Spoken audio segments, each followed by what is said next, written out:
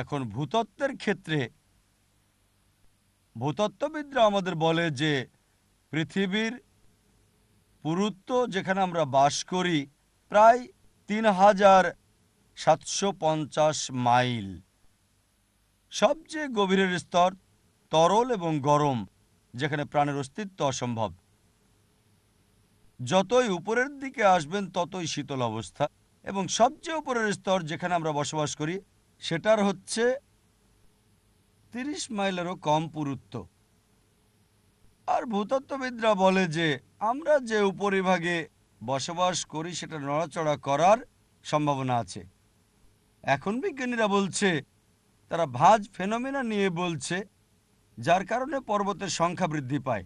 আর এই ভাঁজ ফেনোমেনা এবং এই পর্বতের কারণে পৃথিবীর স্থিতিশীল অবস্থা।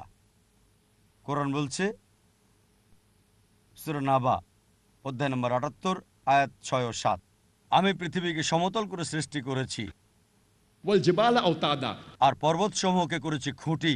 আরবি শব্দ আওতাদ মানে খুঁটি বা তাঁবুর খুঁটি। যেভাবে মাটিতে তাঁবু তৈরি করি, খুঁটি শুধু একটু অংশ দেখা যায়, বেশিরভাগ অংশই থাকে মাটির নিচের দিকে। সুতরাং কোরআন বলছে পর্বতগুলো তাঁবুর খুঁটির ন্যায়। এখন বিজ্ঞান আমাদের বলে যে পর্বতের মূল মাটির অনেক গভীরে। আমরা দেখি উপরের সামান্য অংশ যেটা অনেকটা বরফখণ্ডের মতো। বরফখণ্ডের বেশিরভাগ অংশ পানির নিচে থাকে আর সামান্য অংশ উপরে দেখা যায়। বিজ্ঞান আরও বলছে যে পর্বতগুলো শক্তভাবে প্রতীত। আর কোরআনে কথা বলেছে ১৪০০ বছর আগে, সূরা নাজিয়াত অধ্যায় নম্বর ৭৯ আয়াত নম্বর ৩২। এছাড়াও সূরা গাশিয়া অধ্যায় নম্বর ৮৮ আয়াত নম্বর ১৯, আমি পর্বতমালাকে সুদৃঢ়ভাবে পৃথিবীতে স্থাপন করেছি। এবার ভূতত্ত্ববিজ্ঞানের বিষয়ে যদি বলেন, দ্য আর্থ নামে একটা বই, যেটাকে ভূবিজ্ঞানের সবচেয়ে সেরা বই বিবেচনা করা হয় এবং পৃথিবীর বিভিন্ন বিশ্ববিদ্যালয়ে পড়ানো হয়। আর এই বইয়ের লেখকের নাম ফ্র্যাঙ্ক প্রেস, যিনি ইউএসএতে বিজ্ঞান একাডেমির প্রেসিডেন্ট ছিলেন এবং সাবেক মার্কিন প্রেসিডেন্ট জিমি কার্টারের উপদেষ্টা ছিলেন। তার বইয়ে লিখেছেন, পর্বতের ছবি এঁকে দেখিয়েছেন যে পর্বতের গভীর মূল রয়েছে কিলোকের ন্যায়, কিলোকের মতো। আর দেখিয়েছেন পর্বতের যে অংশ পৃথিবীর উপরে দেখা যায় সেটা খুবই সামান্য একটা অংশ আর বেশিরভাগই থাকে মাটির গভীরে। তিনি আরও লিখেছেন যে পর্বত পৃথিবীকে কম্পন থেকে রক্ষা করে থাকে। আর ঠিক এই কথাটাই কোরআন বলেছে ১৪০০ বছর আগে সূরা আম্বিয়া অধ্যায় নম্বর ২১ আয়াত নম্বর ৩১। এছাড়াও সূরা লোকমান অধ্যায় নম্বর ৩১ আয়াত নম্বর ১০, যে আমি পৃথিবীতে পর্বতকে সুদৃঢ়ভাবে স্থাপন করেছি, না হলে এটা নড়াচড়া করত। কোরআন নির্দিষ্ট করে বলেছে যে পর্বতের কাজ হচ্ছে পৃথিবীকে ঝাঁকুনি থেকে রক্ষা করা, যা আমরা জানলাম সম্প্রতি। আবার সমুদ্র বিজ্ঞানের ক্ষেত্রেও দেখা যায়, কোরআন বলেছে সূরা ফুরকান অধ্যায় নম্বর ২৫ আয়াত নম্বর ৫৩ উল্লেখ আছে যে আল্লাহ সুবহানাহু ওয়া তাআলা দুই সমুদ্রকে মিলিতভাবে প্রবাহিত করেছেন, একটা মিঠা পানি এবং সুপেয়, অন্যটা লবণাক্ত এবং খর। যদিও তারা পাশাপাশি, তবুও রয়েছে অন্তরায়, অনতিক্রম্য ব্যবধান। একই কথা বলা হয়েছে সূরা রহমান অধ্যায় নম্বর ৫৫ আয়াত নম্বর ১৯, مرج البحرين يلتقيان যে আমি পাশাপাশি দুই সমুদ্র প্রবাহিত করেছি, তারা মিলিত হয় কিন্তু মিশ্রিত হয় না, উভয়ের মাঝে রয়েছে বাধা, রয়েছে বারজাক, অনতিক্রম্য ব্যবধান। কোরআনের ব্যাখ্যাকারীরা যখন এ আয়াত বুঝতে চাইলেন, আমরা জানি যে আর আগেও জানতো যে দুই ধরনের পানি রয়েছে, মিষ্টি এবং লবণাক্ত, কিন্তু তারা এ আয়াতটা বুঝতে পারছেন না, যেটা বলছে যে দুই ধরনের পানি আছে, মিষ্টি এবং লবণাক্ত, পাশাপাশি প্রবাহিত কিন্তু মিশ্রিত না, একটা বাধা আছে, অনতিক্রম্য ব্যবধান, বারজাক আছে। মুফাসসিরেরা, কোরআনের ব্যাখ্যাকারীগণ এটা বুঝতে পারেননি। এখন বিজ্ঞানের উন্নতি হওয়ার ফলে আমরা জানলাম যে এক ধরনের পানি এক ধরনের পানি দিয়ে প্রবাহিত হলে মিষ্টি পানি লবণাক্ত পানি দিয়ে প্রবাহিত হলে এর উপাদান হারিয়ে প্রবাহের সাথে মিশে যায়। এই ধরনের চলমান একত্র হওয়ার প্রক্রিয়াটাকে কোরআনের মতে বলা হয় বারজাক, একটা অদৃশ্য বাধা। এটা পরীক্ষা এবং যাচাই করা হলো কোরআনের এই আয়াত প্রফেসর হেইককে দেখানোর মাধ্যমে, যিনি একজন বিখ্যাত সমুদ্র বিজ্ঞানী এবং সমুদ্র বিজ্ঞানের একজন অধ্যাপক ইউএসের কলোরাডো বিশ্ববিদ্যালয়ের। তিনি বলেছেন যা কোরআন 1400 বছর আগে বলেছে, বিজ্ঞান তা সম্প্রতি আবিষ্কার করেছে। এই বিষয়টা সরাসরি দেখতে পাবেন অন্তরীপে সাউথ আফ্রিকার কেপটাউনের দক্ষিণ অংশে, যেখানে এক ধরনের পানির উপর দিয়ে আরেক ধরনের পানি প্রবাহিত হয় আর দুই ধরনের পানির পার্থক্য ধরা পড়ে।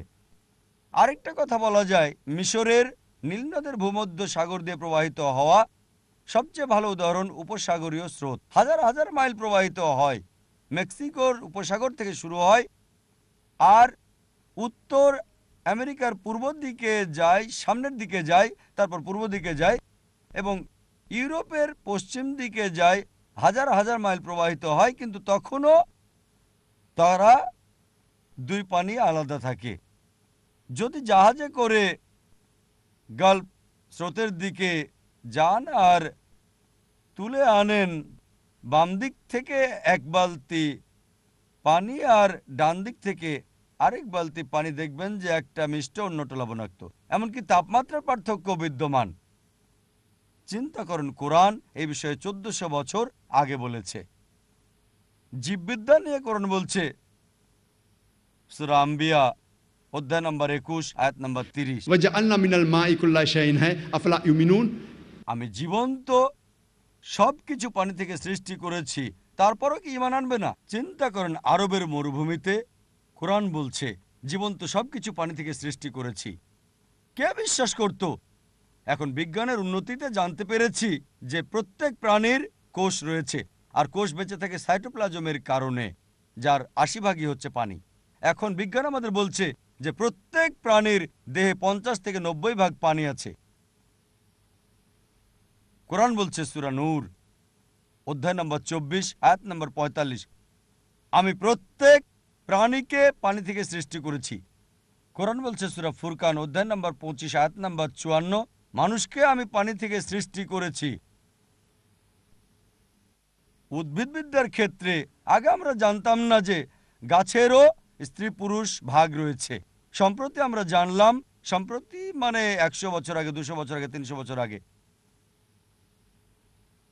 কোরআন বলছে সূরা তাহা অধ্যায় নম্বর 20 আয়াত নম্বর 53, আল্লাহ সুবহানাহু ওয়া তাআলা আকাশ থেকে বৃষ্টি ঝরান এবং তা থেকে উদ্ভিদের জোড়া উৎপন্ন করে থাকেন, একে অন্য থেকে ভিন্ন।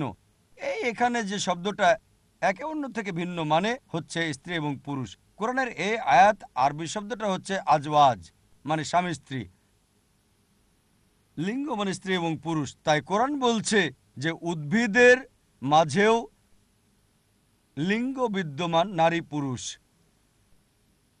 আর বিজ্ঞান আমাদের বলছে যে উদ্ভিদেও নারী পুরুষ বিদ্যমান, এমনকি সমলিঙ্গের উদ্ভিদের ক্ষেত্রেও আলাদা পুরুষ এবং মেয়েলি বৈশিষ্ট্য বিদ্যমান। কোরআন বলছে সূরা রদ অধ্যায় নম্বর 13 আয়াত নম্বর 3, আমি ফল ফলাদি সৃষ্টি করেছি জোড়ায় জোড়ায়।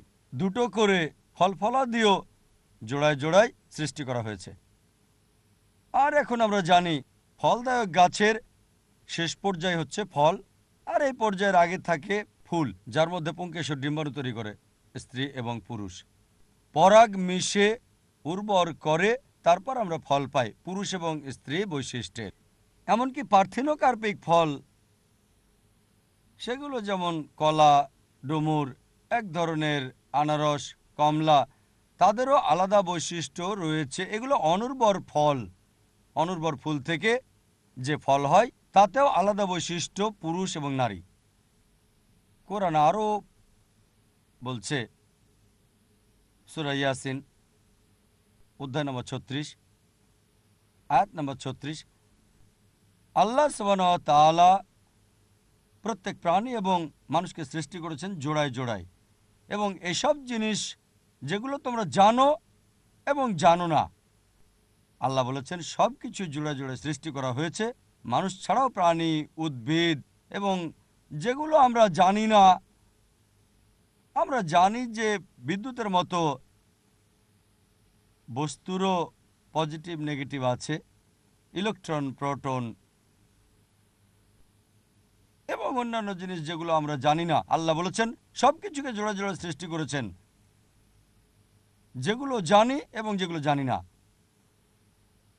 প্রাণীবিদ্যার ক্ষেত্রে কোরআন বলছে সূরা আনাম অধ্যায় নম্বর 6 আয়াত নম্বর 38, আমি পৃথিবীতে প্রত্যেক প্রাণী এবং জীবের সৃষ্টি করেছি এবং প্রত্যেক সৃষ্টি যার পাখা আছে বাতাসে ভেসে বেড়ায়, মানুষের মতো দলগতভাবে বসবাস করে। আর এখন আমরা জানলাম যে প্রাণী এবং পাখি মানুষ জাতির মতোই সমাজবদ্ধ হয়ে বসবাস করে।